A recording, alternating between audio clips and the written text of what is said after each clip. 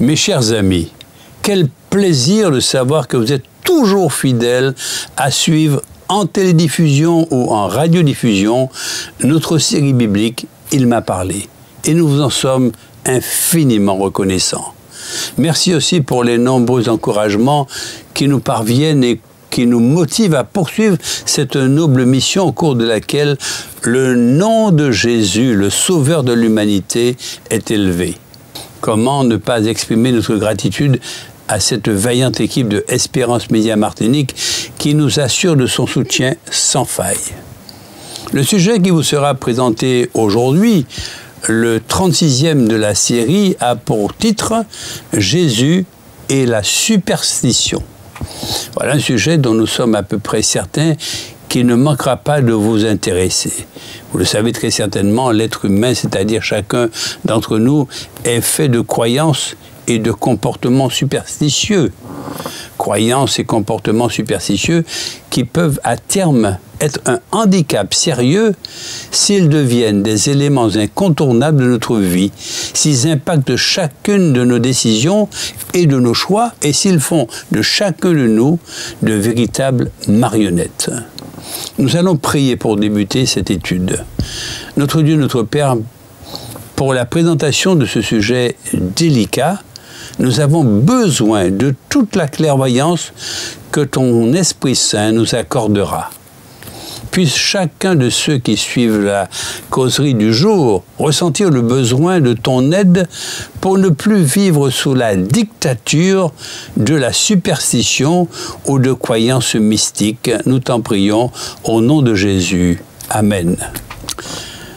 Peu d'entre nous l'admettent, mais on attache plus d'importance qu'on ne croit à des petits signes, des objets fétiches, mais aussi à des disciplines parascientifiques comme l'astrologie, la voyance ou les signes de la main. Alors, d'où viennent ces croyances et ces comportements et pourquoi est-on autant sous leur influence?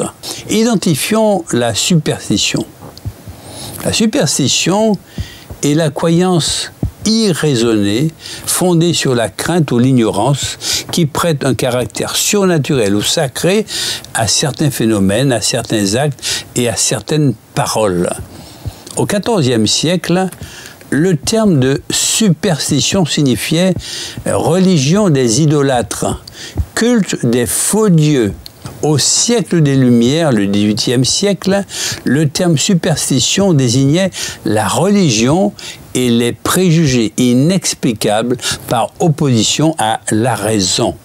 La superstition est donc une croyance tout à fait irrationnelle qui maintient un lien de cause à effet entre une action effectuée et un événement constaté. Selon que l'on ait suivi ou pas des rituels de croyance, l'événement produit est perçu comme une conséquence fatale, heureuse ou malheureuse. Par exemple, trouver un trèfle à 4 feuilles serait donc un présage de chance et de bonheur. S'il nous arrive quelque chose de bien à la suite de cette trouvaille, on attribuera directement ce fait au signe superstitieux.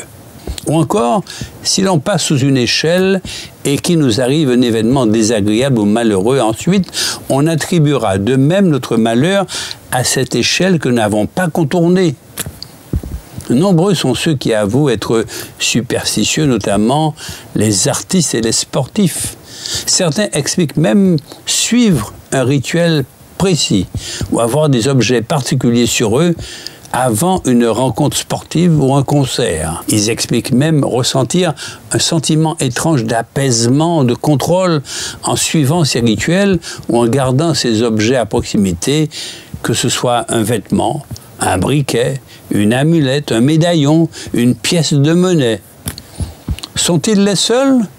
Non, puisque beaucoup d'autres suivent avant chaque événement important. Un examen important, une intervention chirurgicale, un entretien d'embauche, etc. Eh bien, ce style de rituel se trouve là. On estime alors être plus performant que grâce à l'aide de la superstition. Nombreux sont ceux qui prêtent foi aux superstitions et même ceux qui n'y croient pas vraiment évitent certains gestes au cas où ces croyances reposeraient sur un fond de vérité. Ainsi que nous l'avons déjà souligné, la superstition est le fait de croire que certains actes, certains signes entraînent mystérieusement des conséquences bonnes ou mauvaises. Croyance aux présages, aux signes. Par exemple, briser un miroir apporte 7 ans de malheur. Dans l'Antiquité, certains peuples y voyaient le reflet de l'âme. Briser un miroir revenait donc à détruire l'âme de son propriétaire. Autre explication, les démons se réfugiaient dans les miroirs. Briser un miroir les libérait. Le chiffre 7 renverrait à la Bible et aux 7 vaches maigres du son de Pharaon, annonçant les 7 ans de malheur qui allaient frapper l'Égypte. Deuxièmement, ouvrir un parapluie à l'intérieur d'une maison porte malheur. Cette superstition, d'origine anglaise, date du XVIIIe siècle. À cette époque, le mécanisme d'ouverture des parapluies à armature métallique était très dangereux et on pouvait donc facilement blesser quelqu'un ou abîmer un objet en ouvrant un parapluie à l'intérieur de la maison. Il s'agit donc d'une superstition tout simplement dictée par la prudence. Troisièmement, porter un vêtement vert lors d'un spectacle porte malchance. Les costumes au XVIIIe siècle n'étaient pas teints, mais peints, avec des produits souvent dangereux pour le comédien. En outre, la légende rapporte que Molière est mort peu après la représentation du malade imaginaire vêtu d'un costume vert, qui en réalité était rouge, mais à force de répétition, la superstition s'est ancrée. Quatrièmement, la superstition du chiffre 13. La superstition liée au chiffre 13 remonte à la Seine, où les convives étaient 12 à table. En y ajoutant Judas le traître, on porte le nombre à 13. Un dernier souper qui a eu lieu la veille de la crucifixion de Jésus, un vendredi. C'est ainsi qu'un vendredi 13, pour certains, est signe de malchance et de malheur, tandis que pour d'autres, il apporte le gros lot. Cinquièmement, poser un chapeau sur un lit attire le mauvais sort. À l'époque, les hommes ôtaient leur chapeau lorsqu'ils entraient dans la chambre où reposait un mort. Poser un chapeau sur un lit attirerait donc le mauvais sort, voire même la mort. Sixièmement, offrir ou recevoir un couteau brise l'amitié. Il ne faudrait jamais offrir ou accepter de couteau en cadeau. Cet objet, ainsi que tous les objets pointus ou coupants, briserait l'amitié à moins de l'échanger contre une pièce de monnaie. Septièmement, passer sous une échelle porte malheur. Une échelle posée contre un mur forme un triangle, symbole de la Sainte Trinité. Passer sous une échelle reviendrait donc à briser la Sainte Trinité et à commettre un sacrilège. En outre, il est dangereux de passer sous une échelle. Cette croyance relève donc aussi de la simple prudence. Huitièmement, voir traverser un chat noir devant soi est un mauvais présage. Cette croyance date du Moyen Âge, où les chats noirs étaient représentés comme étant les compagnons des sorcières. Et comme le noir était considéré à l'époque comme la couleur du diable, bon nombre de ces infortunées créatures, dites sorcières, furent exterminées. On raconte aussi que Napoléon aurait vu un chat noir juste avant sa défaite à Waterloo. Neuvièmement, toucher du bois pour conjurer le mauvais sort. Le bois représenterait la croix du Christ. Toucher du bois reviendrait à formuler une prière, un appel pour éviter le malheur. 10e, poser un pain à l'envers sur la table porte malheur. Cette superstition date du Moyen-Âge. Les boulangers avaient pour habitude de réserver une miche de pain pour le bourreau, celui qui avait charge de l'exécution des criminels. Cette miche de pain était posée à l'envers afin que les clients sachent qu'elle était destinée au bourreau. C'est pourquoi le pain renversé attirerait le malheur et la mort. 11e, croiser les doigts. D'après les croyances de la religion chrétienne, le fait de croiser les doigts permettait de faire une croix et donc de repousser le diable et les mauvais esprits. De nos jours, l'expression « croiser les doigts » n'a plus de connotation religieuse et s'emploie lorsque l'on souhaite ardemment que quelque chose réussisse. C'est pour forcer la chance. 12e, les horoscopes et les prédictions basées sur l'astrologie sont de la superstition moderne. Cette superstition trouve son origine dans la croyance des peuples antiques babyloniens et grecs. Ces peuples antiques voyaient dans les astres des divinités qui déterminaient le destin de ceux qui naissaient au moment où ils dominaient la configuration du ciel. D'ailleurs, les planètes portent encore leur nom: Mars, Saturne, Mercure, Jupiter, Vénus, etc. La superstition est une croyance plus ou moins forte qui, bien souvent, ne repose sur rien de concret. Mais les gens y croient. Grand nombre de personnes ne cherchent pas à expliquer leurs croyances, bien qu'elles soient sans raison solide, mais elles y croient. Beaucoup de personnes sont superstitieuses sans le savoir. Leur faire savoir que la superstition est la porte d'entrée du diable dans leur vie, c'est là la raison d'être de la Bible, la parole de Dieu, le révélateur par excellence. Ne dit-elle pas: ne vous tournez point vers ceux qui évoquent les esprits, ni vers les devins, ne les recherchez point de peur de vous souiller avec eux. Je suis l'Éternel votre Dieu. Lévitique chapitre 19, verset 31. Ne dit-elle pas aussi qu'on ne trouve chez toi personne qui fasse passer son fils ou sa fille par le feu, personne qui exerce le métier de devin, d'astrologue, d'augure, de magicien, d'enchanteur, personne qui consulte ceux qui évoquent les esprits ou disent la bonne aventure, personne qui interroge les morts. Deutéronome chapitre 18, les versets 10 et 11. Ces prescriptions de l'Ancien Testament montrent que les Israélites n'étaient pas à l'abri de l'influence des nations païennes superstitieuses. Les Israélites pensaient, par exemple, que l'arche de l'Alliance le porterait chance dans la guerre contre les Philistins. N'y a-t-il pas des gens qui croient aujourd'hui que la Bible ouverte à la maison va protéger leur foyer? N'y a-t-il pas des gens qui sont confiants dans le pouvoir protecteur d'un médaillon, d'un pendentif, d'une bague prétendument bénie par un marabout, par un gourou, par un gars des affaires ou même par un dirigeant religieux? Et que dire de celui qui pense qu'en récitant indéfiniment des litanies, il sera entendu? Et encore qu'un signe de la croix protège celui ou celle qui le pratique des esprits maléfiques et des démons?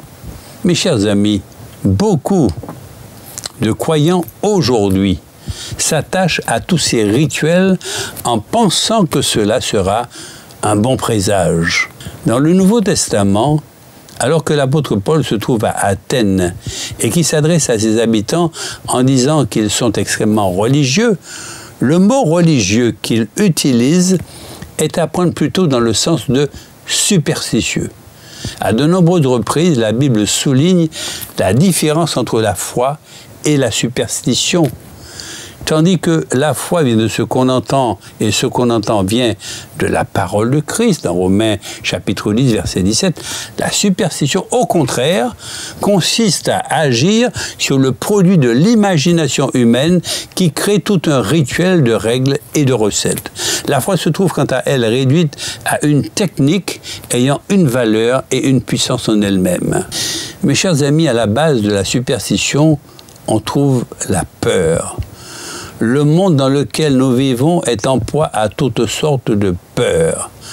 La peur de la mort, peur de l'inconnu, peur de l'au-delà et de bien d'autres choses.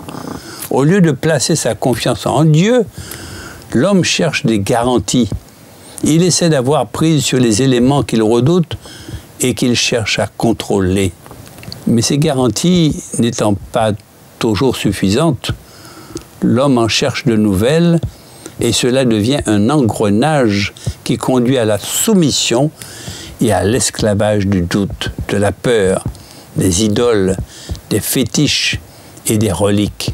Le diable, dans sa volonté d'asservir les hommes, va alimenter les peurs avec toutes sortes de mensonges. Dans le livre de Jean, au chapitre 8 et au verset 32 et 36, nous lisons ceci. « Vous connaîtrez la vérité, et la vérité vous affranchira. Si donc le Fils, c'est-à-dire Jésus-Christ, vous affranchit, vous serez réellement libre. » D'où la nécessité de l'enseignement, de la connaissance de la Bible. Mes chers amis, la parole de Dieu. Vous serez surpris de savoir la quantité de choses que nous pratiquons au quotidien innocemment et qui pourtant sont abominables pour le Seigneur. Mais comment savoir si on se contente de médiocrité et en faisant de sa vie chrétienne un simple devoir religieux? Pour le savoir, il est vital de puiser dans la parole de Dieu, la Bible, comme nous l'avons dit. Nous insistons sur ce point. La superstition est une foi démesurée dans des croyances populaires. Ce n'est plus Dieu qui agit, c'est la vertu du rituel, du geste, de la parole ou de l'objet. Et ça, mes amis, c'est le piège de Satan. D'ailleurs, aux chrétiens tentés par les craintes superstitieuses, Paul dit, en parlant de Jésus, il a dépouillé les dominations et les autorités et les a livrées publiquement en spectacle en triomphant d'elles par la croix.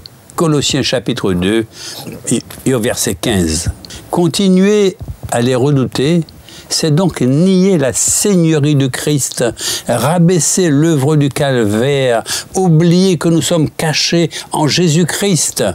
La superstition est fondée sur une foi ignorante qui attribue des pouvoirs magiques à un objet ou à toute autre chose. Elle est comparable à de l'idolâtrie. La Bible rejette l'idée de hasard et enseigne que rien n'échappe à la souveraineté de Dieu qui cause ou qui permet tout ce qui arrive selon son plan divin.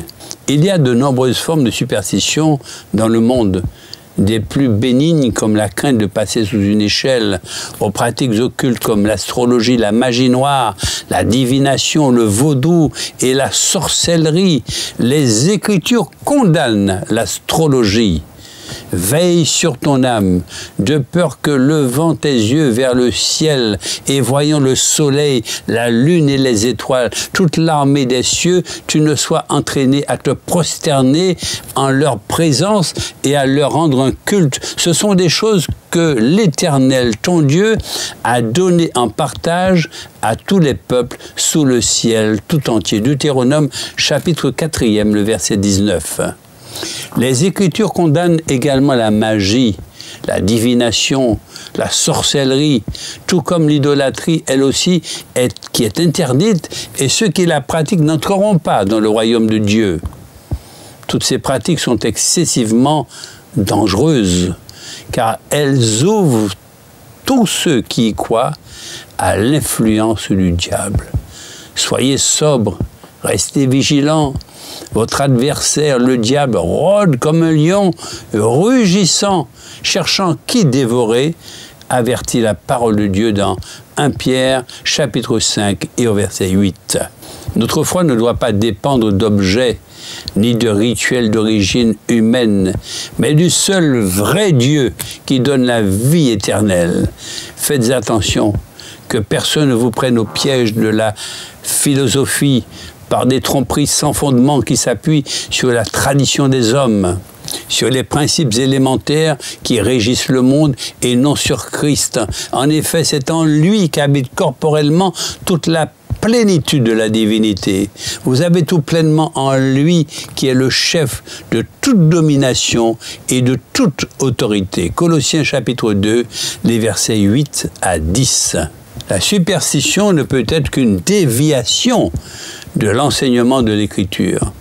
Elle se traduit alors par une perversion, une sorte de caricature de la pensée divine. Satan a toujours cherché à égarer l'homme en l'éloignant de Dieu. Il cherche à créer le doute sur ce que Dieu dit.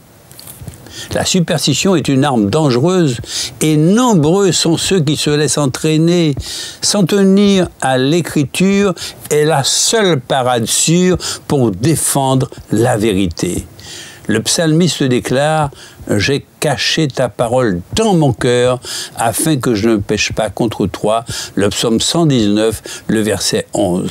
C'est notre sauvegarde, notre seule protection, la parole de Dieu.